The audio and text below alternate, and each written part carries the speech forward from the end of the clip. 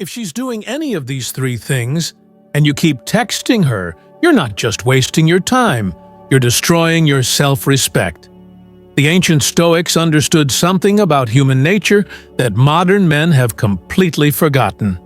And by the end of this video, you'll know exactly when to walk away with your dignity intact. Look, I get it. You like her. Maybe you even think you love her. But here's the brutal truth. Most men today have no boundaries.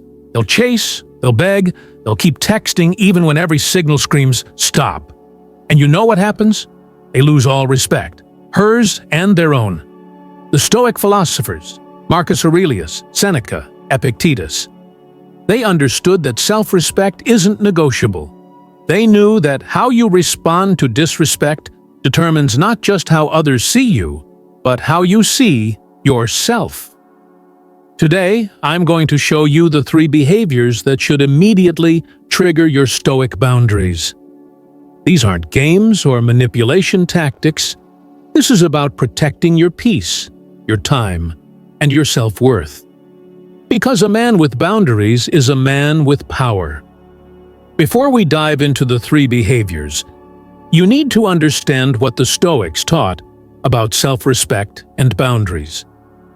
Marcus Aurelius wrote in his Meditations how much trouble he avoids who does not look to see what his neighbor says or does. This isn't about being cold or uncaring, it's about understanding that your peace of mind cannot depend on someone else's behavior. Epictetus, who was literally a slave before becoming one of history's greatest philosophers, said, "No one can hurt you without your permission." Think about that. A man who had every reason to feel powerless understood that the ultimate power is the power to choose your response. When you keep texting someone who disrespects you, you're giving away this power. You're saying, "My self-worth depends on your attention." That's not Stoic, that's desperate. Here's where modern dating advice gets it completely wrong. They tell you to fight for her or show her how much you care. But the Stoics understood something deeper. Respect is earned through self-respect. Seneca wrote, "Every new beginning comes from some other beginning's end." Sometimes, the most powerful thing you can do is end something that doesn't serve you. This doesn't make you cold or heartless. It makes you a man who values himself. And paradoxically, nothing is more attractive than a person who knows their worth. The three behaviors I'm about to share aren't just red flags. They're tests. Tests of whether you'll stand up for yourself or whether you'll abandon your principles for the possibility of her attention. The first behavior that should trigger your Stoic boundaries is consistent, disrespectful communication. This isn't about one bad day or a misunderstanding. This is a pattern. What does this look like? She regularly insults you, even jokingly. She dismisses your feelings or opinions. She talks to you in a way she'd never talk to someone she respects. She makes you feel small or stupid through her words. Marcus Aurelius faced criticism and disrespect as Emperor of Rome, but he chose who deserved his energy. He wrote, "The best revenge is not to be like your enemy." But he also understood that you don't have to subject yourself to ongoing disrespect. Here's the key. One instance might be a bad moment. A pattern is a character revelation. So what's the Stoic response? You don't argue. You don't try to convince her to respect you.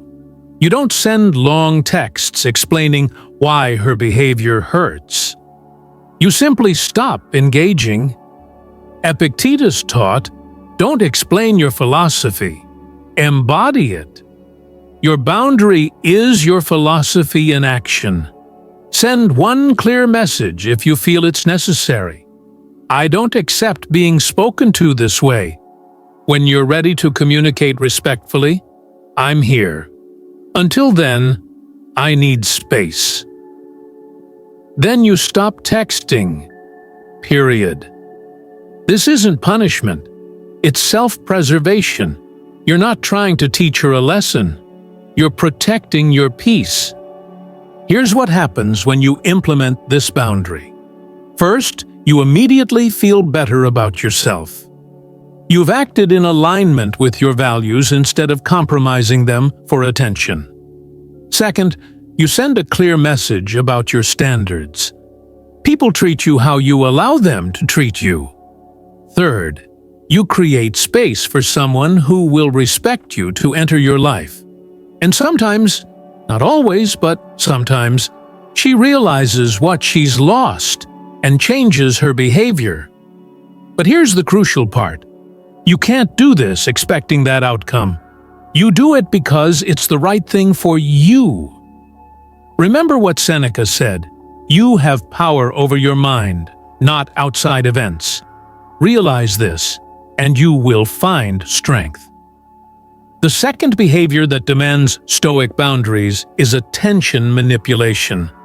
This is when she deliberately withholds attention to make you chase, or gives you just enough to keep you hooked without any real commitment. This looks like taking days to respond to your messages, but posting on social media constantly. Being hot and cold, super interested one day, distant the next. Keeping you as an option while she explores other possibilities. Using your attention as an ego boost without reciprocating genuine interest. The Stoics understood that your attention is your most valuable resource. Marcus Aurelius wrote, "Confine yourself to the present."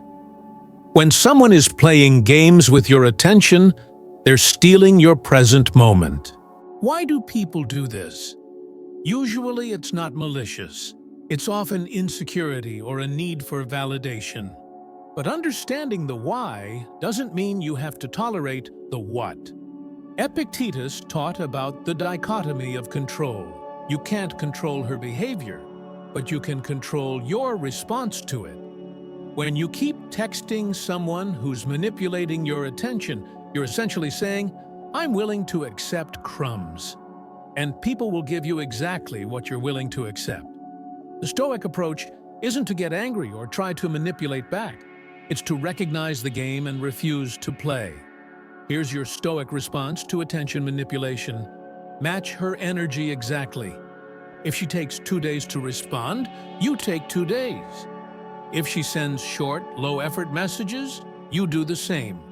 But more importantly, you start investing that energy elsewhere. Seneca wrote, "It is not that we have a short time to live, but that we waste a lot of it." Don't waste your time trying to decode mixed signals. Clear interest looks like clear interest. Everything else is just noise. If someone wants to play games with your attention, let them play alone. You have better things to do. The most powerful text you can send to someone playing attention games? No text at all. Your silence speaks louder than any paragraph you could write explaining why you deserve better. And here's the beautiful part. When you stop chasing, you immediately become more attractive. Not just to her, but to everyone around you. People are drawn to those who value themselves. The third and most serious behavior that should end your texting immediately is deliberate boundary violation. This is when you've clearly communicated a boundary, and she deliberately crosses it. This might look like you've asked for space, and she keeps texting or calling. You've said you're not comfortable with certain topics, and she brings them up anyway. You've expressed that certain behaviors hurt you, and she continues them. She tries to make you jealous by talking about other guys after you've said it bothers you. Marcus Aurelius faced people who constantly tested his boundaries as emperor. He wrote, "The universe is change. Our life is what our thoughts make it." You can't change someone who doesn't respect your boundaries, But you can change how you respond. The Stoics understood that boundaries aren't suggestions, they're requirements for healthy relationships. Here's why boundary violations are so serious. They reveal character. When someone knows something hurts you or makes you uncomfortable, and they do it anyway, they're showing you who they are. Believe them. Epictetus taught, "Don't be deceived by the impression of a thing, but say, 'Impression, wait for me a little. Let me see what you are and what you represent.'" A boundary violation isn't just about that specific incident. It's a preview of how this person will treat you in a relationship. If they can't respect simple boundaries while you're dating, what makes you think they'll respect bigger ones later? The Stoic response isn't to keep explaining your boundaries or to get angry. It's to enforce them through your actions. When someone violates your clearly stated boundaries, there's only one Stoic response: complete disengagement. No explanation, no second chances, no one more conversation to clear things up. You simply stop responding. This isn't cruel. It's necessary. You're not punishing them, you're protecting yourself. Seneca wrote, "The willing, destiny guides them. The unwilling, destiny drags them." Don't let someone drag you into a dynamic that compromises your self-respect. Your final text, if you choose to send one, should be simple. "I've communicated my boundaries clearly. Since they're not being respected, I'm ending our communication." Then you block if necessary, and you move on. Remember, the goal isn't to hurt them or teach them a lesson. The goal is to maintain your integrity and protect your peace. A person who truly cares about you will respect your boundaries. Someone who doesn't isn't someone you want in your life anyway. Let's recap the 3 behaviors that should immediately trigger your Stoic boundaries. First, consistent, disrespectful communication. Don't tolerate being spoken to in ways that diminish you. Second, attention manipulation. Don't chase someone who's playing games with your time and energy. Third, boundary violations. Don't give second chances to someone who deliberately crosses your stated limits. Remember, implementing these boundaries isn't about being harsh or unforgiving. It's about having enough self-respect to walk away from situations that don't serve you. The Stoics understood that you teach people how to treat you through what you accept. When you accept less than you deserve, that's exactly what you'll get. Marcus Aurelius wrote, "Very little is needed to make a happy life. It is all within yourself, in your way of thinking. Your happiness doesn't depend on getting a text back. It doesn't depend on someone else's validation. It depends on your ability to respect yourself enough to maintain your standards. The right person will respect your boundaries because they respect you. The wrong person will test them because they don't. Know the difference and act accordingly." If this video helped you understand the power of Stoic boundaries, hit that like button and subscribe for more content on building unshakable self-respect. And remember, a man with boundaries is a man with power. Your future self will thank you for the standards you set today.